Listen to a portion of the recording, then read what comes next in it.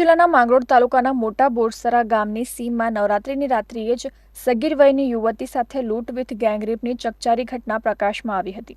જે ઘટનામાં પોલીસે 3 આરોપીઓની ધરપકડ કરી હતી, જેમાં પોલીસ તપાસ દરમિયાન એક આરોપીનું હૃદયરોગના હુમલાથી મોત નીપજ્યું હતું, જ્યારે 2 આરોપીઓ સામે પોલીસે 15 જ દિવસમાં 3000 પાનાની ચાર્જશીટ રજૂ કરી હતી. પોલીસે 50 ખાસ અધિકારીઓ અને કર્મચારીઓની ટીમ બનાવીને ઘટનામાં ઊંડાણપૂર્વક તપાસ અને દિવસ રાતની મહેનત બાદ 467 પાનાની મૂળ ચાર્જશીટ તૈયાર કરી હતી. સાથે જ 2500 પાનાની સોફ્ટ કોપીનો પણ સમાવેશ કર્યો હતો. આ ચાર્જશીટમાં 60 સાક્ષીઓના નોંધાયેલા નિવેદનો અને મજબૂત પુરાવાઓનો સમાવેશ કરવામાં આવ્યો હતો.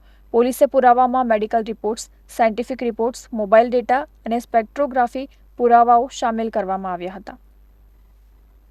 આ ઘટનામાં સુરત સેશન્સ કોર્ટમાં સરકાર પક્ષે મુખ્ય જિલ્લા સરકારી વકીલ નયન સુખડવાલાએ ધારદાર દલીલ કરી હતી અને તેને કોર્ટે માન્ય રાખીને 2 આરોપીઓ મુન્ના પાસવાન અને રાજુ વિશ્વકર્માને કોર્ટે દોષિત જાહેર કર્યા છે, જેમને સોમવારના રોજ કોર્ટ દ્વારા સજાનો હુકમ કરવામાં આવશે.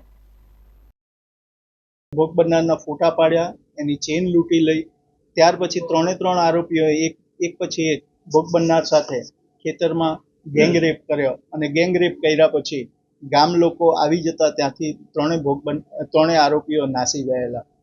આ કેસમાં આરોપી વિરુદ્ધ બીએનએસની ગેંગરેપની કલમો લાગેલી, પોક્સો એક્ટ હેઠળના તોમતનામું ફરમાવ્યું અને એટ્રોસિટી એક્ટ હેઠળનું તોમતનામું ફરમાવ્યું.